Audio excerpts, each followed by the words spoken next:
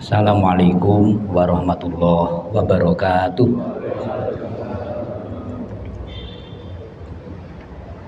Alhamdulillahirabbil alamin. Allahumma sholli wa sallim wa barik ala sayyidina wa maulana Muhammadin wa ala alihi wa ashabihi ajmain. Para bapak saudara sekalian, jamaah sholat subuh Masjid At-Taqwa Polda Bali. Beberapa hal perlu kita ketahui bersama untuk bekal pengetahuan kita akan dilaksanakannya Idul Adha. Yang pertama, sholat Id. Sholat Idul Adha, Idul Fitri ini hukumnya sunat. Nah, sholat sunat qobliyah dan ba'diyah ini sholat sunat yang mengiringi sholat fardu. Sebelum duhur, duhur itu sholat wajib, sholat fardu. Sebelum duhur ada qobliyah, setelah duhur ada ba'diyah. Fungsi sholat sunat ini antara lain untuk menambal, menyempurnakan kekurangan yang ada pada sholat fardu. Jadi sholat sunat qobliyah ba'diyah ini mengiringi sholat fardu. Sedangkan sholat Idul Adha ini hukumnya sunat. Karena sholat Idul Adha itu hukumnya sunat, maka tidak diiringi dengan qobliyah dan ba'diyah. Jadi tidak ada sholat sunat qobliyah Idul Adha. Supaya jangan nanti jenengan niatnya mau cari pahala tapi tidak berbasis ilmu. Sampai di lapangan orang-orang takbir Allahu Akbar, Allahu Akbar, Allahu Akbar. Kita datang kemudian sholat sunat karena belum sholat idnya. Usolli sunatan Idul Adha rakaataini qobliyatan misalnya. Saya sholat sunat qobliyah Idul Adha, terus sholat 2 rakaat. Tentu ini tidak dibenarkan ya. Jadi jenengan jangan melaksanakan sholat sunat qobliyah Idul Adha. Demikian juga setelah selesai orang-orang bubar jangan kemudian sholat 2 rakaat ba'diyah. Tapi kalau setelah bubaran Idul Adha jenengan mau sholat sunat duha boleh, karena memang matahari sudah terbit. Jadi kalau sholat sunat di situ ya sholat sunat duha. Yang kedua, takbiratul ihram yang rakaat pertama. Takbir rakaat pertama 7 kali, rakaat kedua 5 kali. Ini adalah rangkaian sholat Idul Adha. Jadi kalau jenengan terlambat datang di lapangan, imamnya sudah Bismillahirrahmanirrahim, Alhamdulillahirabbil alamin, sudah begitu, yang jenengan takbir 7 kali dulu, Allahu Akbar, sambil dia baca Fatihah, Allahu Akbar, terus sampai 7 kali baru mengikuti. Jadi jangan langsung Allahu Akbar sedakep, enggak. 7 kalinya itu dilaksanakan sambil imamnya membaca surah Fatihah. Yang ketiga, bahwa sebelum berangkat sholat tidak disunatkan makan dulu ya. Itu karena diharapkan selesai sholat Idul Adha, penyembelihan kambing selesai, kemudian segera makan sate gulai itu. Tetapi yang jadi masalah di Denpasar ini, penyembelihannya itu selesainya jam 2 siang gitu. Jadi sudah keburu gemeter badannya itu ya. Ya. Bahwa berangkat dan pulang sholat id disunatkan menempuh jalan yang berbeda Itu maksudnya supaya kita bisa menyaksikan orang yang berbeda. Berangkatnya lewat gang 2. Di sana ada janda paijah punya anak 3. Nah, kita bawa uang apa 100.000 apa 50.000 gitu. Berangkat sholat id lewat di situ berikan dia. Gang 2 itu. Nanti pulangnya lewat gang 5 ya. Di sana ada duda Pak Soekarno misalnya ya. Ada duda Pak Soekarno hidup sendirian. Kita mampir ke sana, siapkan uang yang kita miliki berapa. Jadi maksudnya menempuh jalan yang berbeda supaya kita ini bisa menyaksikan orang lain lalu kita bisa berbuat baik. Sedapat mungkin sholat id itu ya wudhu dari rumah ya, wudhu dari rumah. Menjelang masuk lapangan kok kemudian batal, lalu dia tayamum. Tayamum di situ belum cukup alasan ya, untuk tayamum. Tetapi carilah air di sekitar lapangan yang ada. Kalau jangan bawa botol aqua yang besar ya itu bisa untuk wudhu. Bagaimana caranya bisa cukup gitu ya. Kemudian yang berikutnya penjelasan bahwa siapa yang berkorban kemudian menjual kulitnya atau dagingnya maka dianggap dia itu tidak berkorban. Artinya kulit binatang korban tidak boleh dijual. Nah ini yang kita sering gimana sih maksudnya kalau nggak boleh dijual terus diapakan gitu ya? Disayur ya. Kita nyayur kulit sapi nggak biasa. Dibuat selimut juga masih basah gitu ya. Dibuat beduk sekarang masjid sudah pakai speaker itu ya. Jadi pemahamannya itu supaya tidak pusing, tidak bingung ya. Kulit kambing, kulit sapi tidak boleh dijual oleh yang berkorban. Itu saja sudah. Jadi hanya tidak boleh dijual oleh yang berkorban. Kalau dijual oleh orang yang tidak berkorban ya, wong dia menerima. Kalau panitia, misalnya di Masjid At-Taqwa Polda ada panitia 40 orang. Panitia ini sebenarnya kan orang yang berkorban. Pak Amir berkorban kambing, tidak bisa menyembelih sendiri, maka diwakilkan kepada panitia. Jadi panitia otomatis tidak boleh menjual daging korban, tidak boleh menjual kulit korban. Karena apa? Karena panitia itu kepanjangan dari sohibul korban, orang yang berkorban. Di sini masih belum ketemu bagaimana siasatnya itu ya. Panitia nggak boleh menjual kulit korban. Kalau nggak boleh dijual terus diapakan gitu ya. Nah, dalam melaksanakan hukum itu boleh disiasati.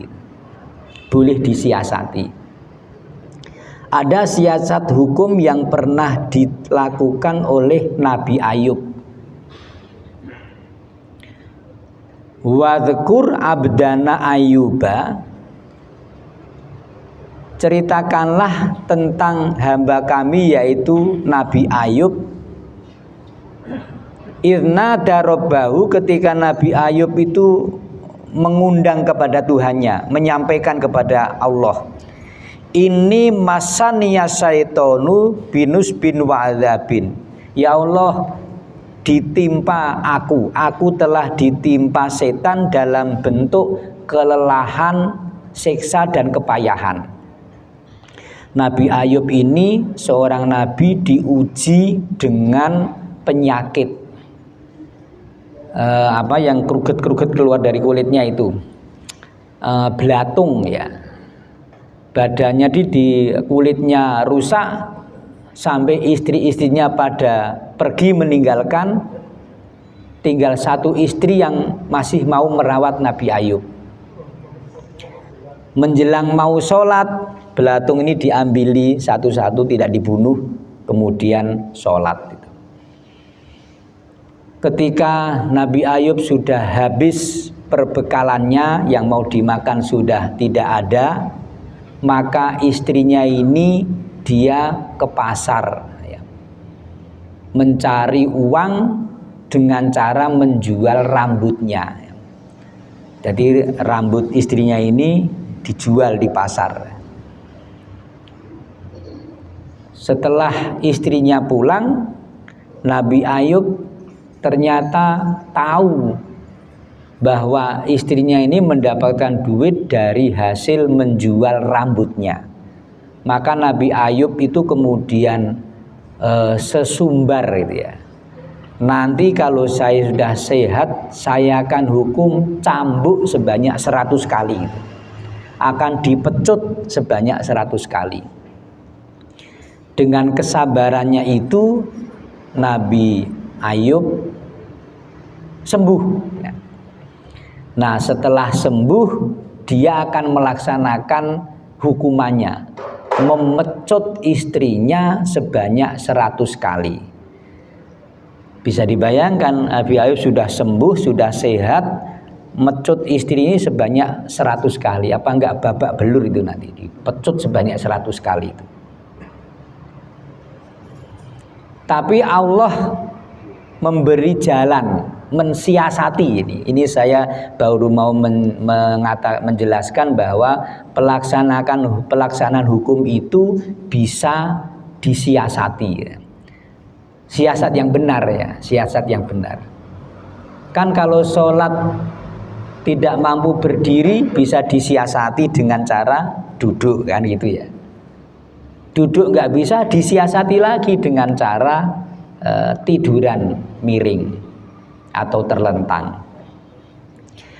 Di dalam surat Shad itu kalau tidak salah surat ke-38 ya. Ayat 44 di sana Allah mengatakan wa khudh biyadika likhsa fadrib bihi wala tahnas. Allah memerintahkan kepada Nabi Ayub, wahud biyadika, ambillah dengan tanganmu wahai Ayub untuk melaksanakan sumpahmu, untuk melaksanakan rencanamu. Kalau sudah sembuh akan memecut istri sebanyak 100 kali. Maka caranya hud biyadika, ambil dengan tanganmu dirfa, seutas rumput. Jadi rumput itu ya kalau kita tuh sodo itu ya. Apa sodo itu? Yang belarak di lidi ya. Sodo, lidi ya. Ambillah seutas rumput atau yang jenengan bisa punya gambaran lidi itu sebanyak 100 ya. Nah, setelah satu utas rumput ini diksa ini sudah terkumpul sebanyak 100, fadrib bihi, fadrib maka pukullah istrimu itu bihi dengan bongkoan rumput tadi itu yang jumlahnya 100. Jadi dipukul sekali cetas itu hukumnya sudah memukul sebanyak 100 kali karena jumlahnya ada berapa? 100. Dan ini Gusti Allah yang ngajari gitu ya. Ya, jadi Gusti Allah yang ngajari. Khud biyadika dikhfa fadrib bihi wala tahnas ya. Jangan kamu melanggar hukum. Inna wajadtuhu sabiron. Kami mendapatkan Nabi Ayub itu adalah orang yang sabiron, yang sabar. Jadi melaksanakan hukum itu bisa dengan cara seperti itu, terbebas dari ketentuan, terbebas dari tuntutan, dan bisa dilaksanakan secara benar. Nah, kembali kepada bagaimana mensiasati kulit kurban tadi itu. Tidak boleh dijual oleh yang berkurban, juga tidak boleh dijual oleh orang panitianya. Maka caranya adalah dihubungi orang fakir, orang miskin. Sebut saja namanya Ibu Rukoyah. Bu Rukoyah, jenengan nanti akan diparingi kulit sapi 5 ekor ya. Nanti setelah diberikan ke jenengan, maka itu milik jenengan gitu. Sudah mutlak milik jenengan. Jenengan bebas mau mengapa-apakan itu. Nah, tolong nanti setelah menjadi milik jenengan, kulit itu jenengan jual. Setelah dijual, uangnya dibagi kepada fakir miskin yang ada di kanan kirimu itu. Dan ini di Masjid Darul Huda sudah kita laksanakan. Ada beberapa ibu-ibu atau bapak-bapak yang kita beri, setelah diberi silahkan dia menjual kepada siapa. Dia boleh menjual karena dia itu bukan yang berkorban, orang yang menerima. Samalah saya misalnya, saya ini terkenal miskinnya, sehingga kalau Idul Adha saya ini kulkas yang 4 pintu itu penuh daging semua itu ya. Maka saya kewalahan, ya saya jual boleh, wong saya menerima kok. Yang penting saya bukan yang berkorban, saya juga bukan panitia. Dengan cara seperti itu, maka itu menjadi dibenarkan. Bahkan tidak dibenarkan diberikan kepada tukang sembelih kok niatnya itu sebagai upah itu ya. Niatnya sebagai upah itu tidak dibenarkan ya. Kemudian muskilat yang berikutnya adalah an Ummi Salamata anin Nabi sallallahu alaihi wasallam qala. Dari Ummu Salamah Nabi bersabda, mangkana lahu dzibhun, siapa yang memiliki hewan sembelihan, yadbahuhu, yang dia akan menyembelihnya untuk berkurban. Siapa yang sudah berencana mau berkurban, fa idza ahalla hilalu, apabila telah muncul hilal pada tanggal 1 Dzulhijjah, idza ahalla hilalu dzulhijjati, apabila bulan hilal Dzulhijjah sudah muncul yaitu tanggal 1, fala ya'khudanna min sa'rihi, maka orang-orang yang sudah niat berkurban itu sejak tanggal 1 Dzulhijjah, janganlah dia mengambil rambutnya, wala min azfarihi, juga jangan mengambil kukunya, syai'an, sedikit pun, hatta yudhiyah, hingga dilaksanakan penyembelihan, yaitu tanggal 10. Jadi ini juga harus ada penjelasan. Orang yang mau berkurban ketika sudah mendapatkan kambingnya, maka sejak tanggal 1 Dzulhijjah sampai tanggal 10 tidak boleh mengambil rambutnya, tidak boleh mengambil kukunya.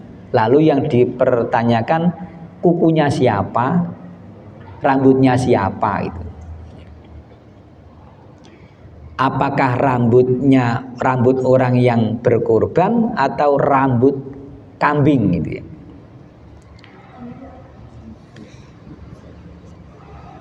Setelah saya membaca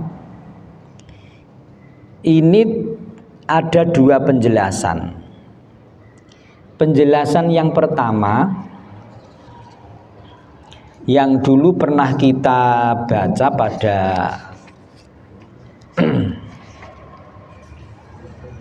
pada pertemuan yang lalu, ada seorang laki-laki datang kepada Rasulullah,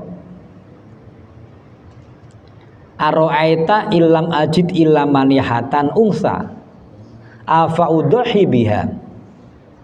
Wahai Nabi, bagaimana pendapatmu apakah aku boleh berkurban menyembelih kambing manihah? Bapak masih ingat ya kambing manihah?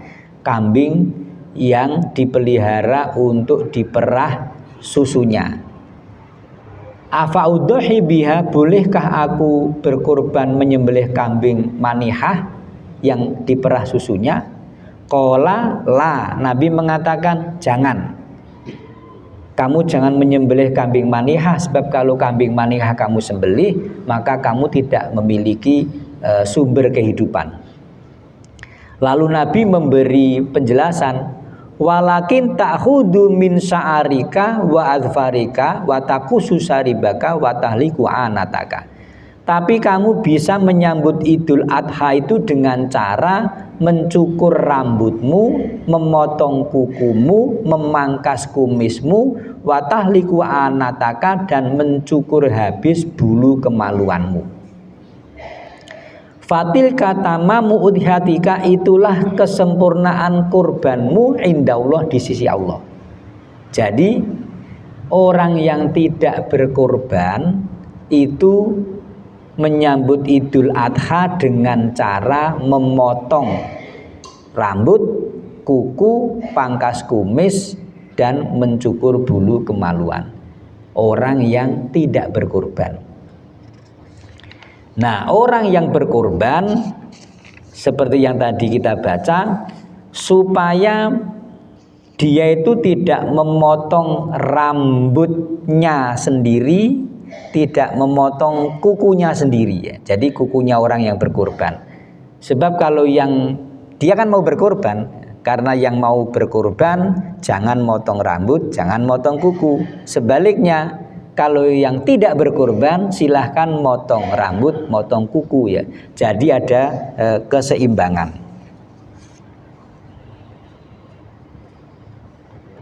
Wa hadza matlubun li ahlil baiti kullihim, bahwa tidak boleh motong rambut, tidak boleh motong kuku ini hukumnya sunat. Sunat itu artinya apa? Orang yang mau berkurban kok rambutnya sudah panjang, ya kalau kemudian dia motong rambut pun juga tidak berakibat dosa. Hukumnya sunat.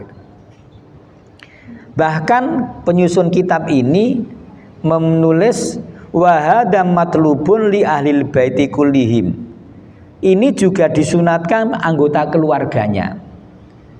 Kalau Pak Amir mau berkurban, maka Pak Amir sejak tanggal 1 sampai tanggal 10 tidak potong rambut, tidak potong kuku. Disunatkan juga istrinya, anaknya, keluarganya semuanya.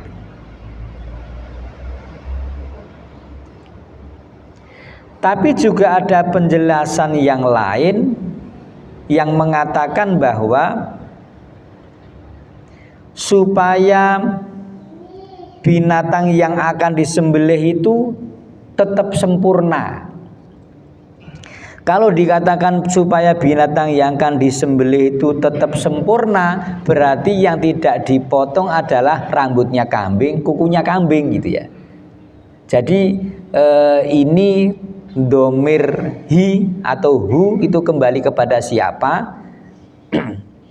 Kalau yang kita bandingkan dengan penjelasan pertama tadi, yang tidak berkurban itu potong rambut, potong kuku, pangkas kumis. Yang berkorban sebaliknya, tidak potong rambut, tidak potong kuku. Demikian juga untuk keluarga-keluarganya. Ini hukumnya sunat. Hukumnya sunat artinya sedapat mungkin seperti itu ya. Muskilat yang ketiga adalah tentang menyimpan daging kurban. Ani bin Umar anin Nabi sallallahu alaihi wasallam qala, Rasulullah mengatakan la ya'kul ahadun min lahmi udhiyatihi fauqa salasati ayyamin. La ya'kul, bismillahirrahmanirrahim. La ya'kul, janganlah makan ahadun, salah satu di antara kalian, min lahmi udhiyatihi, dari daging kurbannya, Jangan sampai kalian tuh memakan daging kurban kok fauqa salasati ayamin, sampai lebih dari 3 hari. Jangan kalian itu makan daging kurban kok sampai lebih dari 3 hari. Maksudnya wong sudah 3 hari kok belum habis gitu ya. Ya, jangan sampai seperti itu. Sebab kalau kalian makan daging kurban sudah sampai 3 hari kok nggak habis-habis, berarti yang lainnya nggak kebagian gitu. Dimplok dewe gitu ya. Ya. Nah, karena dia panitia bisa ngatur gitu ya. Dia punya nama 3, Saifuddin, terus Abu Habibi, kemudian suaminya Bu Ani gitu ya. Jadi 3 yang ya. Ketiga-tiganya dapat didaftarkan semua. Nabi memang pernah melarang, janganlah kamu itu sampai makan daging kurban lebih dari 3 hari kok belum habis gitu. Itu berarti daging kurban itu masuk ke rumahmu semua ya. Yang lainnya ngaplo gitu ya.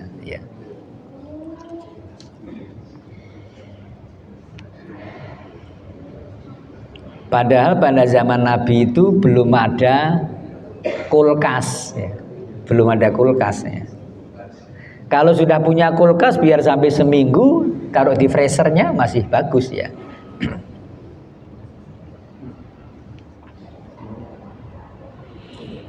Tetapi di dalam kesempatan yang lain, Nabi mengatakan, man doha minkum fala yusbihanna ba'da salasatin wa fi baitihi minhu syai'un. Barang siapa yang berkorban, janganlah di rumahnya itu masih tersisa daging kurban yang tadi dikatakan lebih dari 3 hari. Falamakanal amul mukbil, setelah tiba tahun yang akan datang, tahun berikutnya maksudnya.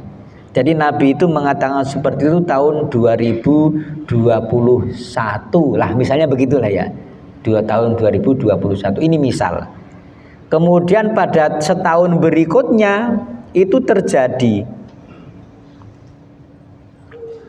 Ya Rasulullah, naf'alu kama fa'alna fil amil madi. Wahai Rasul, kami masih seperti tahun lalu, yaitu berusaha jangan sampai mendapatkan daging kurban itu banyak sampai sudah 3 hari belum habis. Kami masih seperti tahun yang lalu, yaitu tidak menyimpan sampai lebih dari 3 hari.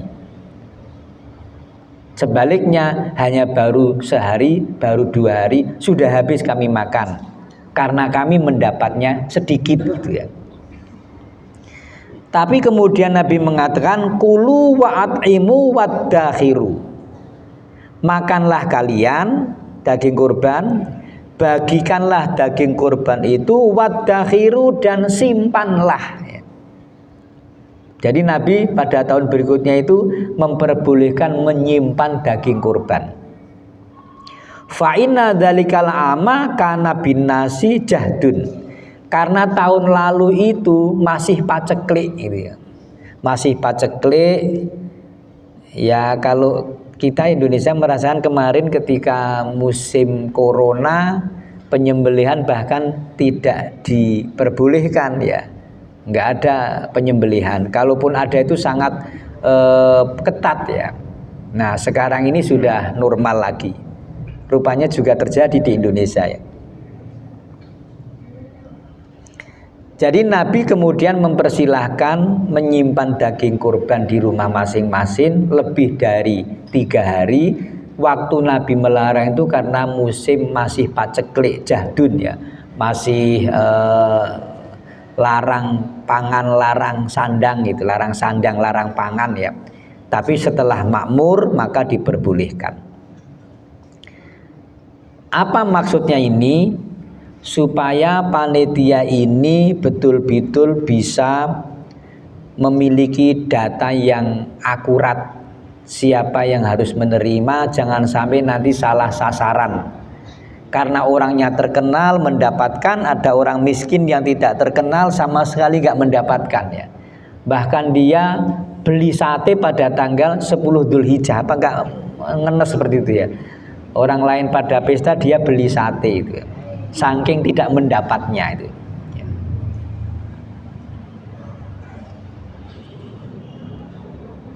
Ini beberapa penjelasan yang terkait dengan soal bagaimana kita beridul adha. Selebihnya nanti saya berikan kesempatan, barangkali ada di antara Bapak Ibu yang mau menyampaikan pertanyaan. Yang terakhir, inna awala man nabda'u bihi fi yaumina hadza, bahwa awal mula yang kami laksanakan, kata Rasulullah, pada hari Idul Adha itu adalah antusolia, yaitu sholat Idul Adha terlebih dahulu, sumanarji'a, lalu kami pulang, fananharo, kemudian kami berkurban. Jadi urutannya itu adalah sholat id dulu, kemudian pulang, lalu berkurban.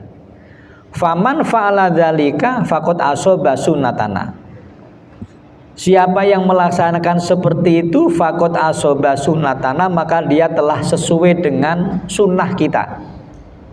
Wa man dzabaha qablu, tapi siapa yang menyembelih hewan kurban kok sebelum sholat Idul Adha, fa inama walahmun qaddamahu li ahlihi, maka dia menjadi sembelihan biasa yang disajikan untuk keluarganya.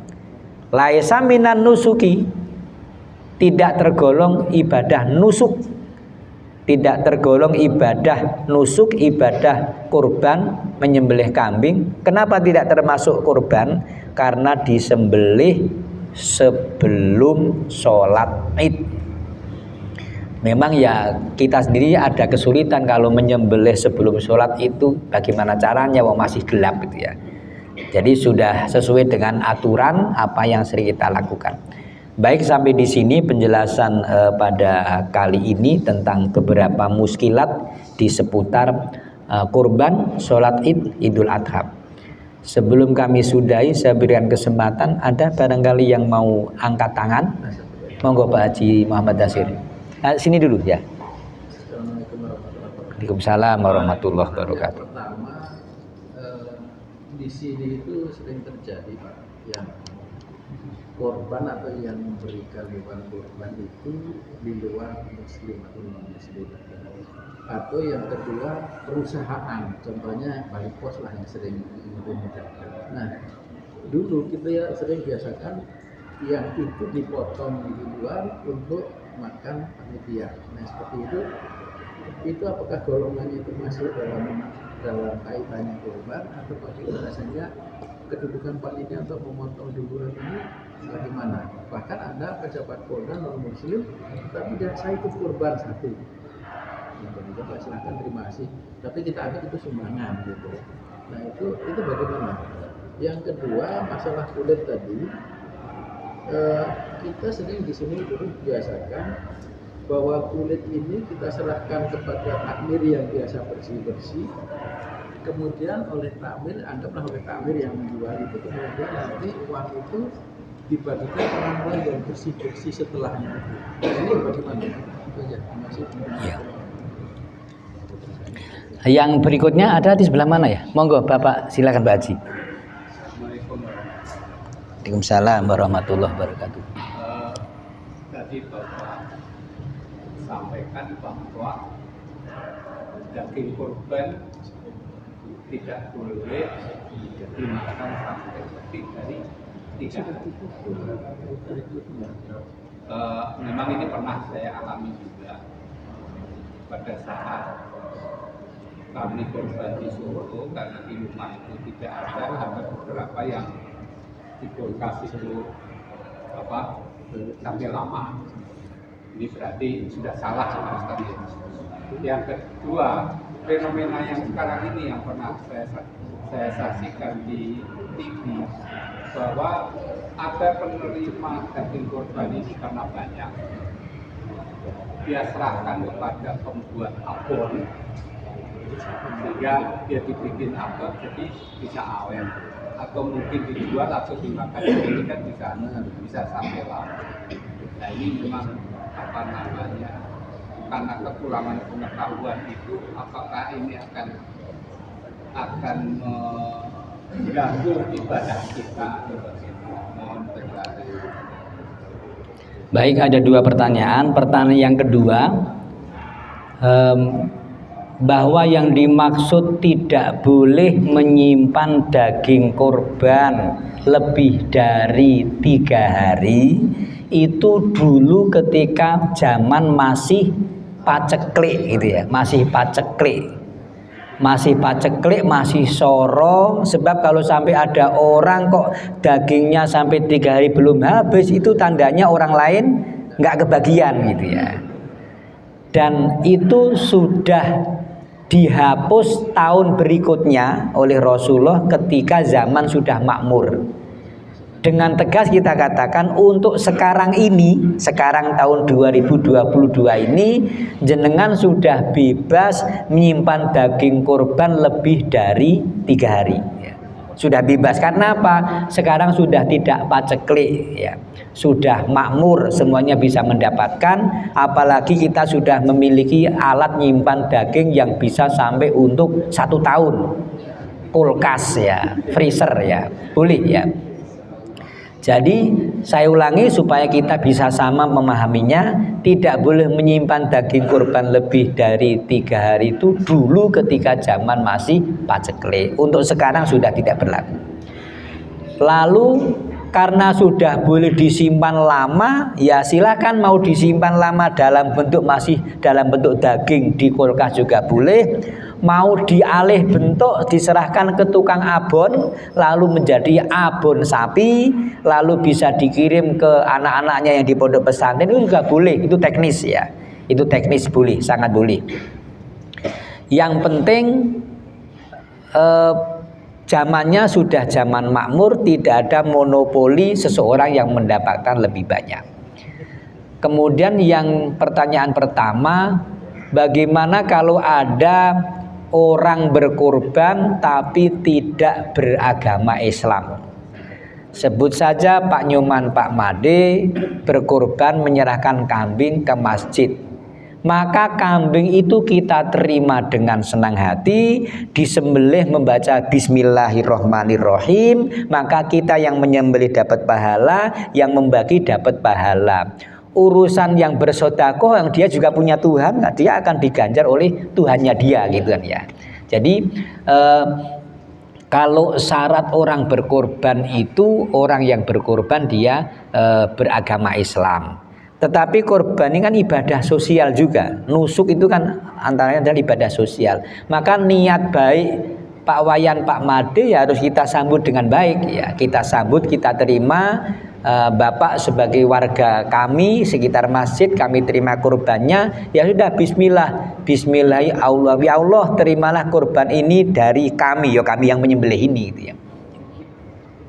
Kalau ada kurban dari perusahaan misalnya CV Sumber Makmur misalnya, CV Sumber Makmur karyawannya ada 40 beragama Islam, dia menyerahkan seekor sapi misalnya. Maka ketika menyerahkan seekor sapi, sebaiknya panitia bertanya, wahai utusan CV Sumber Makmur, ini 1 ekor sapi itu akan diatasnamakan siapa ya? Kalau dia bisa menyebut, iya kami karyawan muslim itu ada 40, tapi kemarin sudah berembuk, maka yang mengatasnamakan korban ini adalah 7 orang. Ini. Maka 7 orang yang kita terima itulah diatasnamakan berkorban seekor sapi ini. Kalau kemudian seluruh pegawainya tidak beragama Islam, CV Sumber Makmur ini, tapi ternyata CV Sumber Makmur itu nasional. Di Jawa Timur juga ada CV Sumber Makmur yang pegawainya ada beragama Islam, ya sudah disembelih Bismillah Allahu Akbar, ya Allah ini korban dari CV Sumber Makmur. Gak usah bilang Denpasar, wong Surabaya juga ada. Sebenarnya dengan Gusti Allah itu lebih mudah sebenarnya ya. Urusan roh Gusti Allah itu lebih gampang. Sing angel itu urusan menungso karo menungso gitu ya. Iki sing rada ruwet ya. Iya, jenengan masuk masjid, saya ini mau sholat apa ya? Qobliyah subuh apa tahiyatul masjid? Nek ro Gusti Allah gampang wis salat karepmu wis mesti le ganjaran. Kita aja yang masih sulit apa ya gitu ya. Jadi itulah bedanya urusan menungso rada ruwet, nek ro Gusti Allah malah gampang ya. Ya. Jadi Tuhan tidak sesulit yang kita. Poso Syawal niatnya itu bayar utang apa poso sunat. Nah, itu ruwet ya. Padha menungso Gusti Allah wis poso oleh ganjaran gitu ya. Gitu. Baik, jadi 2 pertanyaan kita jawab. Terima kasih, kita sudahi sampai di sini. Dari Masjid At-Taqwa Polda Bali, kuliah subuh ini diselenggarakan. Yang A, jadi gini, yang kulit ya. Yang kulit itu jenengan pokoknya dibuat standar. Yang penting tidak dijual oleh yang berkorban, tidak dijual oleh panitia. Karena panitia ini kepanjangan dari yang berkorban. Ternyata ada muadzinnya tidak masuk panitia misalnya, marbotnya nggak masuk panitia, serahkan pada dia tidak masuk panitia. Nah, soal dia panitia apa enggak itu mengaturnya silahkan, apa pakai SK apa itu sama ora panitia yo tak kei ya bisa aja karo Gusti Allah gampang gitu ya. Jadi yang penting bukan panitia dan bukan yang berkorban. Jual kulitnya, kemudian untuk malah kalau yang ingin lebih tepat lagi, orang yang berkorban misalnya kambing harganya 3.700.000, Pak 3.700.000 kami terima, boleh Bapak menambahi 100.000 lagi untuk biaya operasional misalnya, lebih baik begitu ya. Jadi dia nambah 100.000 untuk beli peralatannya, itu juga salah satu cara. Demikian, moga-moga bisa dipahami dengan baik. Kita yang tidak berkorban, sambutlah Idul Adha dengan pangkas kumis, potong kuku, lalu cukur bulu Jember Utara gitu ya. Kita sudah dengan baca hamdalah bersama. Alhamdulillahirabbil alamin. Wassalamualaikum warahmatullahi wabarakatuh.